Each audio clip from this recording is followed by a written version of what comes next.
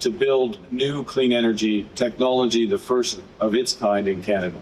We got some big news here. Welcome back to Moose on Loose. My name's David. Today we got Mark Carney announcing $2 billion in one of his major infrastructure projects that will directly enrich himself. What a time to be alive when corruption runs supreme in the government of Canada. Let's jump into this. Yesterday, the Prime Minister made a very depressing speech to Canada's youth. He said they would have to make more sacrifices.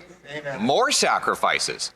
After 10 Liberal years that doubled the cost of housing and drove out the possibility that youth could own their own home. After the sacrifice of their jobs, with the worst employment numbers since the 1990s. After the sacrifice of a lifelong of shouldering high debt. Young people need hope, jobs, and homes. Why won't the Prime Minister reverse his disastrous decade of policies so that we can restore that hope?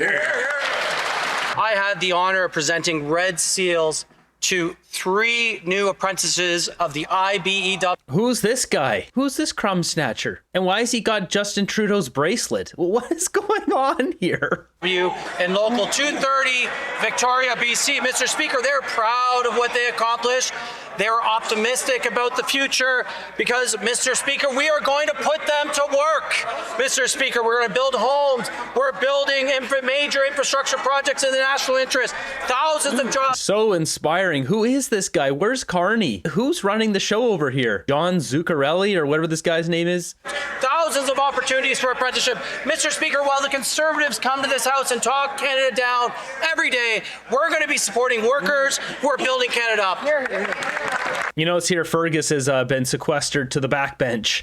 3 apprentices, Mr. Speaker. That does not account for the countless job losses, the highest jobless rate in 30 years outside of COVID caused by this government. Nor does it account for the doubling of housing costs that 80% of young people believe they will never be able to afford a home. But yet the Prime Minister tells our youth that they have to sacrifice even more. All he offers is more costs, more debt, and more despair when Canadians actually need is more homes, more jobs, and more hope. Why won't he introduce an affordable budget for an affordable life? So instead of dealing with the problems that we have in Canada, what's Mark Carney doing and his team? This is what they're posting on their Twitter. A bunch of attack ads. Pierre Poilievre's conspiracy theorizing isn't just wrong, it's dangerous. Canada is facing enough threats to our democracy. We don't need the opposition leader to add to them. You know, they quote the Toronto Star woke garbage. Every day, the Conservatives come to this House and talk down the Canadian economy. We are supporting our workers, Mr. Speaker. We are going to build, Mr. Speaker. Build bold. Build now with Canadian lumber, with Canadian steel, and Canadian unionized workers. Who is this guy? Why is he here? Do they not have anyone else? They put their C team up here to start speaking? I don't understand what's going on. Mr. Speaker, we are defending our workers. Mr. Speaker, we'll be there for Canada. I hope the Conservatives join us. The Honourable Leader. Apparently nobody over there watched the depressing, miserable, hopeless speech the Prime Minister gave to Canadian youth yesterday.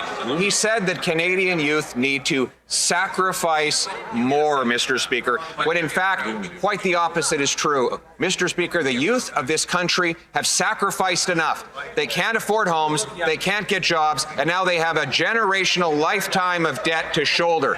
What Canadian youth need is homes, jobs, and hope. Yesterday, I provided the Prime Minister with a plan to do it. Will he put that hopeful plan in his budget? The only person who's miserable when the Prime Minister speaks, Mr. Speaker, is the Leader of the Opposition. What the Prime Minister is talking about is spending less and investing more. Investing in what? In careers for young people, in building major national projects, in being a technology leader in the world. Today, with Premier Ford leading the world in small modular nuclear reactors. Mr. Speaker, the young people of this country are proud to be Canadians. They're proud to see a future from coast to coast to coast in this country. The young people of this country have a bright future. Okay, so what he's talking about there, big announcement today, $2 billion off of Dominic LeBlanc's Twitter account here. Prime Minister Mark Carney announces new major investments in clean energy. $2 billion through the Canada Growth Fund to support construction of phase 1 of the Darlington new nuclear project in Bowmanville, Ontario. So Doug Ford there too. It was quite disgusting. They're just all cushy bro at their press conference. Well, first of all, good morning, everyone. It's great to be back here, and thank you, Prime Minister, for that kind introduction. I have to tell you something about Tim Hodgson. The guy's an absolute champion. He was a chair of Ontario Hydro. We appreciate everything that you did, Tim. One of his many all-stars. This guy, didn't they call him killer on the floor? Yeah. Take that same approach to government, Tim. They're just having a laugh. Canada's new government is putting forward $2 billion to build new clean energy technology, the first of its kind in Canada. And with the Canada Growth Fund, and I want to salute Deborah Rita, the CEO of PSP, who oversees the Canada Growth Fund. With the Canada Growth Fund, we are building 4 small modular reactors, technology that will power homes in Ontario with clean energy.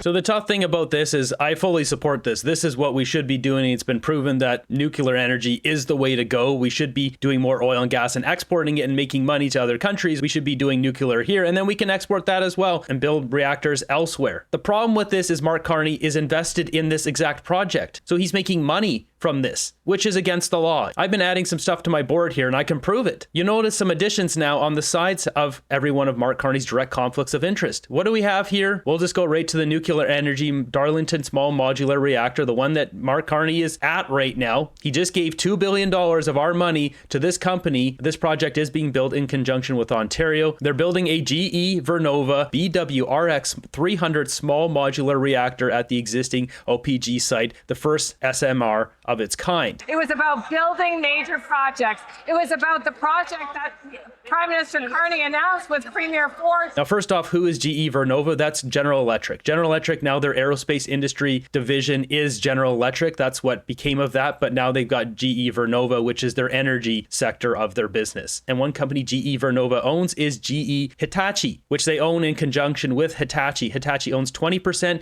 GE Vernova owns 80%. This is important because Mark Carney name drops GE Hitachi in this press conference, once again violating the Conflicts of Interest Act. He's not allowed to directly name drop companies or directly be involved in companies that would personally benefit himself. Another company that is involved in this, you can see here, GE Vernova is the reactor designer and the technology supplier, where BWX Technologies is providing nuclear components and manufacturing services, including reactor pressure valves and fuel handling systems. The fuel, I'll also note, is coming from Westinghouse, which was bought by Brookfield and Camco. Brookfield holds 51.1% of Westinghouse. And Mark Carney also name drops Camco in this press conference, which I've got on the side of my board here. So I've been clipping certain things like this and turning them into little YouTube clips that can be watched right on the board here. This is about also establishing leadership in the technology, and the technology and that expertise housed in the men and women behind me and their counterparts, housed in companies like GE Hitachi and the supply chain through here, housed in other elements of the Canadian nuclear, all the way back to Cameco, who will be supplying the fuel.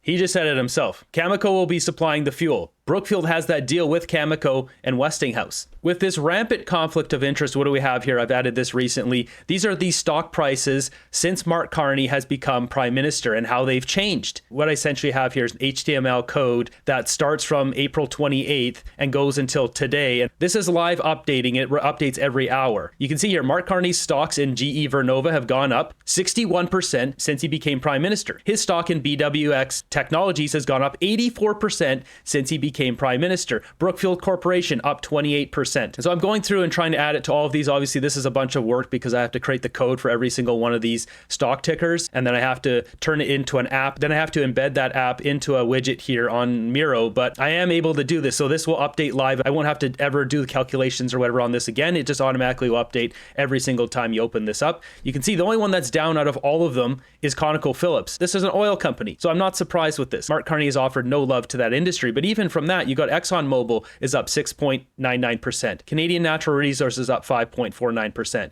And this is directly related to the carbon capture pathways project here. Going up here, we've got F-35s, Lockheed Martin up 2.77%. Why? Well, because that deal isn't finalized. The F-35s isn't finalized, and neither is this precision missile strike system. Once those do get finalized, this is going to go up. And finally, we've got the Red Chris mine. Mark Carney announced this by name. I will be adding that clip on here as evidence of him directly enriching himself. And you can see his stock value in the Red Chris mine is up 66.38%. This guy's getting rich off of being prime minister. This is against the law. He is breaking the law doing this, as far as I'm concerned. Now, sure, he might skirt his way around some of these ones like Lockheed Martin said, oh, I'm just talking in general. We need to build defense up. But when he name drops the Red Chris mine, and he's invested in the Red Chris mine, when he name drops the Darlington nuclear facility here, he just said GE Hitachi, which is owned by GE Vernova, which he is invested in. Investing in new nuclear to ensure the jobs of today and the future. Mark Carney stocks are over here. You can check this out for yourself. www.moosechart.com. Right here, GE Vernova LLC. Mark Carney's invested in this as an American company. He's also invested in GE Aerospace and GE Health Technologies. He's invested in all of GE's wings of business. I should note too, if you want to look this stuff up for yourself and it's hard to look through all this stuff, you can hit Control F. You can search, and if you search, say, BWX, it'll show you all the different places on my chart it exists. And I know for a fact it's this bottom one. You click that and then it shows you which bracket's in here. Because you got to remember, these are all sorted by country. These are American, and then these ones over here are not American. They're everything else. And if we scroll down here alphabetically, BWX Technologies, there it is, BWX Technologies. So they're making those components for the Darlington facility. And if you want to look at it just strictly alphabetically, you can't search these, but these are the ones that Mark Carney disclosed on his ethics page. You can see these are all completely alphabetical and not split up by country. And you can just search right here, and there it is, BWX Technologies. And going over here, we've got GE Vernova. There's that one there. So Mark Carney directly enriching himself here. He's name dropping this stuff. This stock has been pumping hard. And there's something else that's very suspicious about all of this. Let's take BWX Technologies, for example, because it's pumped 84%, which is outrageous. BWX Technologies on Yahoo stocks here. We switch it to 5 years. Look at this big pump. This is massive. This rise here. And we look at the date here. Mark Carney became prime minister on the 28th of March, right there.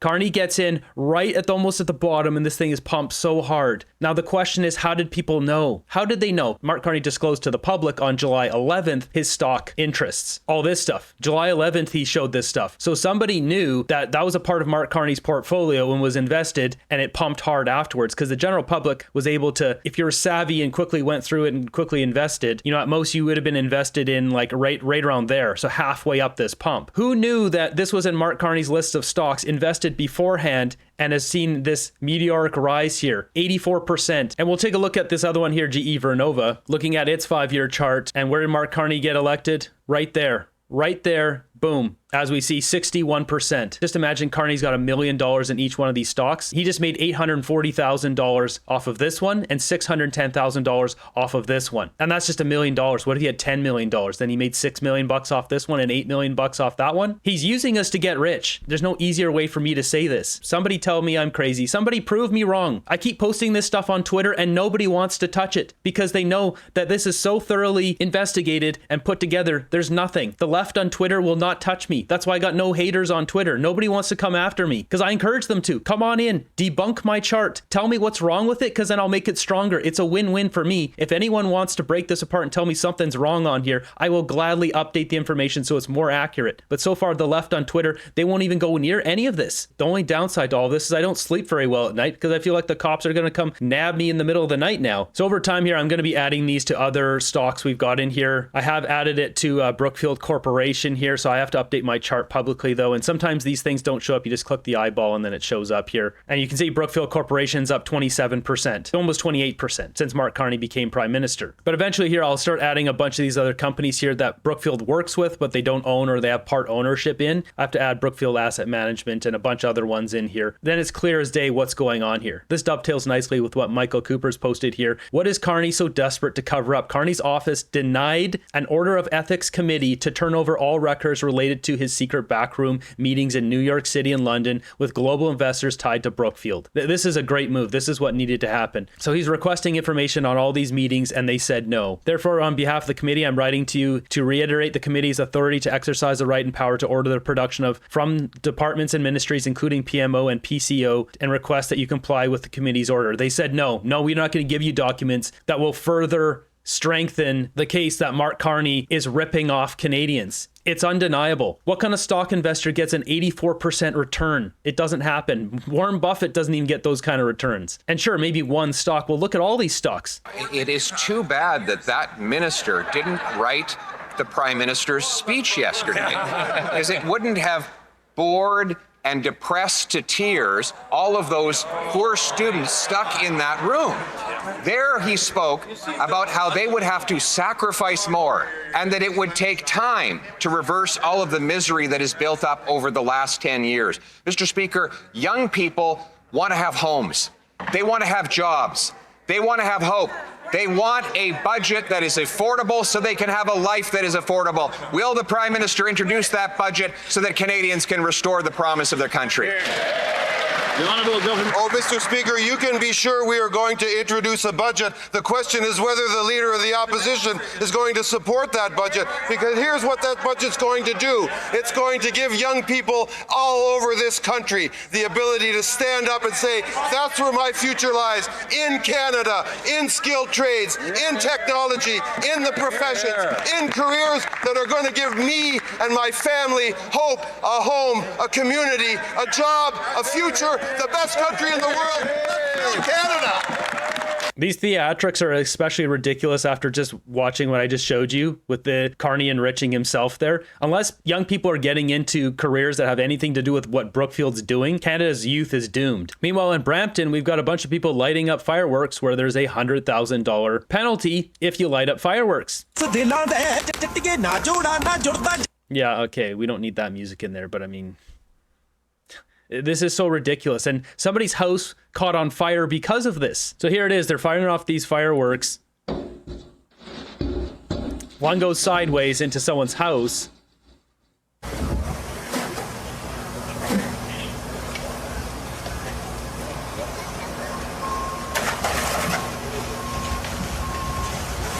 I hope they sue those people into the Stone Age.